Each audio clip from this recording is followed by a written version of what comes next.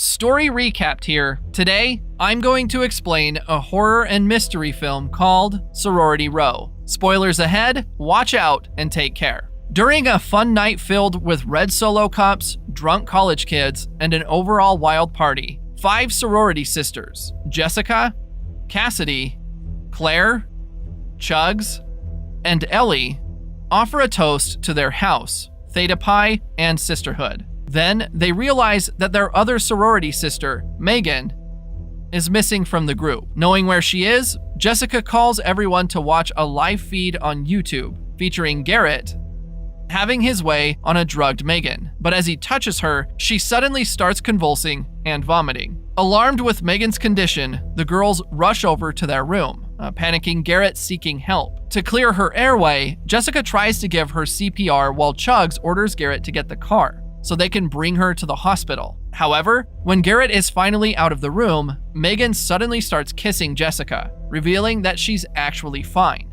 While the others are confused, Megan explains she caught Garrett cheating on her, so she tries to get revenge by playing a little prank on him with the help of Jessica, Claire, and Chugs. But the fun isn't over yet, for they continue to play the prank by driving to the lake situated near a mining location. Garrett panics in the car, losing his mind over the possibility that Jessica might be dead. Meanwhile, Cassidy starts to feel bad and tries to put a stop to the prank, but Jessica cuts her off. Parking in front of the lake, they drag Megan's limp body off the car.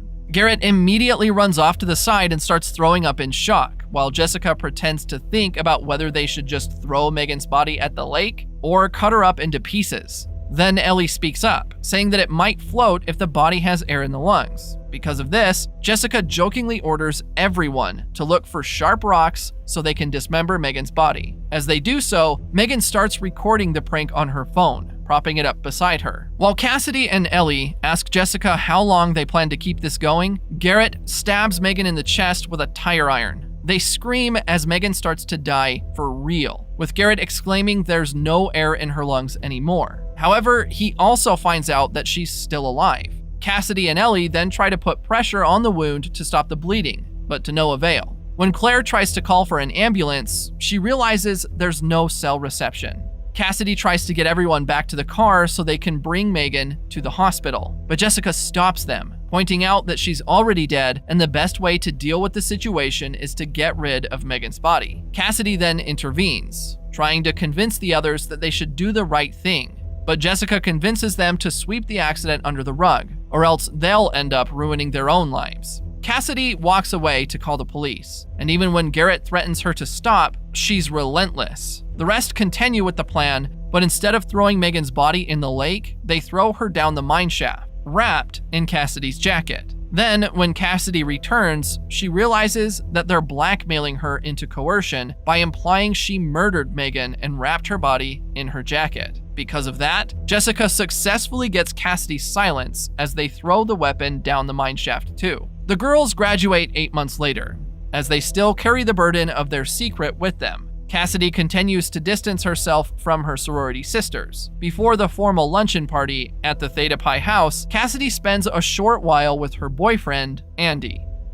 He notices that something is off with Cassidy, witnessing the tense atmosphere between her and the others. So he tries to find out about what happened the night they all started acting differently. However, Cassidy refuses to talk about it. At the sorority house, Jessica gives a small speech to the guests of their luncheon. Then, when she starts to mention Megan's disappearance, they suddenly see a girl arriving who looks like their dead friend. Ellie screams in horror and faints, only to realize that it's just Maggie, Megan's younger sister. Maggie tells the girls that she'll be joining Theta Pi next year, and that she wants to join the graduation party happening later that night. And as she insists on attending the party, Jessica politely sends her away. As they start to get the house ready for the party, Mickey, Claire's boyfriend, and Kyle, Jessica's boyfriend, greet them. Jessica asks for help from the two to prepare while Chugs excuses herself to go to her therapist, saying she'll try to get some illegal substances from her doctor. However,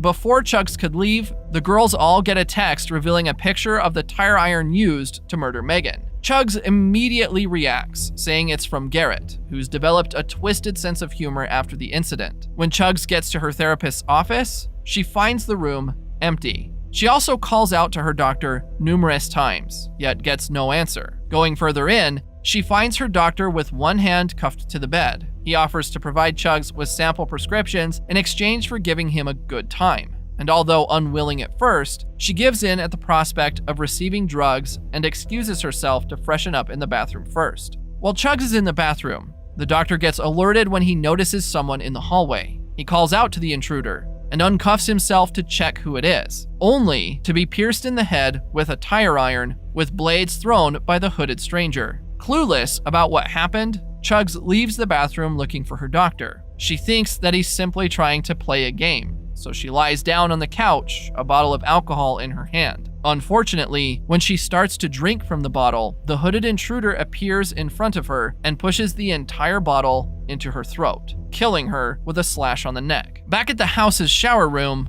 Claire talks to Jessica, still feeling a little tense about the Megan incident. Thinking that they're safe in the privacy of their bathroom, they spill the beans about what they've done, unknowingly revealing it to a sorority sister who has been in the shower for a while. Shocked with the revelation, the girl tries to keep quiet until the shower starts to turn on. She then checks to see if she's alone, but suddenly, the hooded killer strikes again and stabs the tire iron under her chin and straight up her skull. Down in the basement, Ellie goes to fetch more vodka when her much-needed flashlight dies down. A bit scared, she opens a light source, only to see half of Cassidy's bloody jacket, the one used to cover Megan. She then freaks out and runs back upstairs to tell the others. Ellie starts having a breakdown, theorizing that maybe Megan has come back from the dead to exact revenge. So in order to reassure Ellie, Cassidy mentions that they all received a message showing a picture of the tire iron, making them conclude that Garrett is pranking them. Meanwhile, Claire worriedly attempts to reach Chugs, asking about Garrett's whereabouts, not knowing that she's already dead. On the other hand, Jessica tries to brush it off and forces the others to dismiss it, saying that they should wait for Chugs to deal with Garrett because he's not a threat, just crazy. However, if necessary, Jessica makes it clear that she'll deal with Garrett herself. Amidst the ongoing party, Cassidy checks Andy's location, feeling a bit disappointed that he isn't anywhere near her. But Cassidy's mood instantly changes when he surprises her by showing up by her side. Although they aren't enjoying the party, Andy is more than willing to accompany his girlfriend for the night. Meanwhile, in the middle of the dance floor, Claire gets into an argument with Mickey when he fails to notice she isn't in the mood and insists on dancing seductively with her. After not getting what he wants, he argues with her, saying he can get any action he wants from anyone. This upsets Claire, so she throws his ring in his face before walking away. He then goes out and tries to score with Ellie, who coldly rejects him immediately. When Mickey tries to make a pass on two other women, he sees that Ellie is watching from the window, worried that she might tell Claire.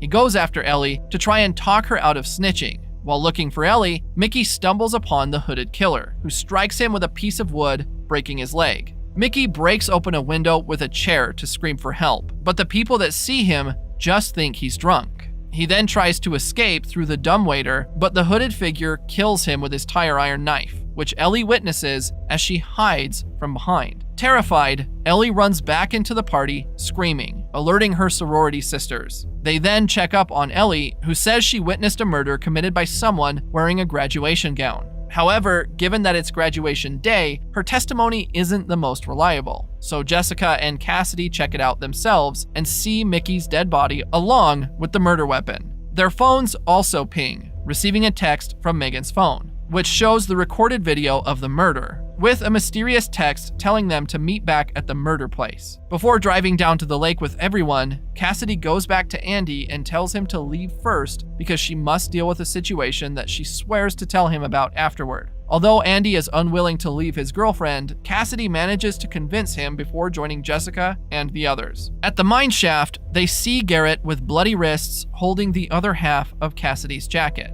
As he's about to attack them with a shard of a mirror, Jessica runs over Garrett before he can hurt anyone else. Then upon inspecting Garrett's body, they realize that he slit his wrists, and then they look through his phone. They find out that he's not the perpetrator because he got the same texts that they did. So, to see if Megan has really come back from the dead, the girls lower Cassidy down the mine shaft using a chain. There, Cassidy doesn't see Megan's body anywhere, but instead sees blood writing on the wall that says, Theta Pi must die. Returning to the party, they see the house empty and find out that everyone went to an after party. They hear a noise coming from the backyard, and they're told that it's the jacuzzi overheating. Claire splits off from the group to shut off the tub, and even though advised not to go alone, she goes anyway, confident with having a flare gun to protect her. Meanwhile, the other girls receive a text from the killer through Chugs' phone, saying she won't make it to the party because she's dead. Then, suddenly, Claire bangs on the door, screaming for help. The hot tub's plug is tied around her ankle, and she gets pulled back into the bubbles. Without hesitation, Cassidy rushes to save Claire and sees her flare gun go off, but finds out that it has fired into her mouth. On the other hand, Jessica looks around for Kyle, only to see Maggie half naked on her bed. She's about to sleep with Kyle because she knows that Jessica slept with Megan's boyfriend, so she tries to exact revenge for her sister. The two then start fighting, but Cassidy stops them, pointing out that Megan might be inside the house. Fed up, Jessica takes the emergency axe and waits for the killer to arrive. However, she's caught by surprise when the sorority house mother, Mrs. Crenshaw, appears, avoiding Jessica's axe and hitting her face with a gun. Mrs. Crenshaw says that she knows what the girls did, making Jessica confess to Megan's death. Confused, Mrs. Crenshaw says that she was pertaining to the trashed house, not the murder. Maggie is taken aback, emotional at the thought that her sister was killed by her friends, so she starts to pull answers out of Jessica. However, Cassidy points out that they're not sure anymore whether Megan's really dead. And to add to their problems, Jessica also admits that she told Kyle about Megan. Mrs. Crenshaw then says she'll deal with the intruder and tells the girls to stay in the room and call the police. Unfortunately, none of them has their phone with them. Thinking Megan is still alive, Maggie rushes out when she hears gunshots, hoping to save her sister. Concurrently, Mrs. Crenshaw repeatedly tries and fails to shoot the hooded intruder. Then, just when she runs out of ammo, the killer appears in front of her. The tire iron flies towards her, missing her body by a few inches and sticks to the fridge behind her. Unfortunately, while Mrs. Crenshaw reloads the gun, the killer rushes and pushes the table towards her, impaling her to death. Refusing to sit around waiting for death, Cassidy and Jessica go downstairs to get Mickey's phone and use it to call for help, but not without telling Ellie to stay in the room and run away at the first chance she gets. Meanwhile, Maggie also stumbles upon the hooded killer. Thinking it's Megan, she tries approaching the hooded killer, but the stranger throws a Molotov in her direction, setting the house on fire. Down at the basement, the two women are surprised by Kyle wearing a graduation gown. Realizing that he slept with Maggie, Jessica attacks him, but Kyle overpowers her and gets mad that she let things out of control. Meanwhile, Cassidy gets Mickey's phone but is pinned down by Kyle. So Jessica helps Cassidy by hitting him with the blunt end of the axe, but Kyle easily grabs the axe from her. Fortunately, Cassidy helps by hitting Kyle in the face with a fire extinguisher. Hiding from Kyle, they go to the bathroom, only to see Megan's decomposed corpse hanging in the shower. Jessica then listens in on the door for Kyle, but gets knocked out cold when he slams the axe through it, hitting her head. While Kyle breaks into the bathroom, Cassidy tries to run away at the first sign of an opening, but is still caught by Kyle, adamant about protecting his reputation. Fortunately, Andy shows up, driving an axe on Kyle's head and saving Cassidy. When Jessica wakes up, she goes outside and sees that Andy has the tire iron with him. Cassidy starts to notice too, realizing it has been Andy all along. Jessica then tries to negotiate, swearing secrecy, but Andy shuts her up by driving the tire iron into her mouth. As it turns out, Ellie told Andy about the situation, and out of love, Andy did what he did to save Cassidy. He confesses that he killed everyone who knew about the murder, tying all the loose ends for Cassidy so that they won't have to deal with it anymore. With no other choice, Cassidy pretends to cooperate with Andy. She tries to persuade him to leave, but she's adamant about killing Ellie too. Refusing to kill her friend,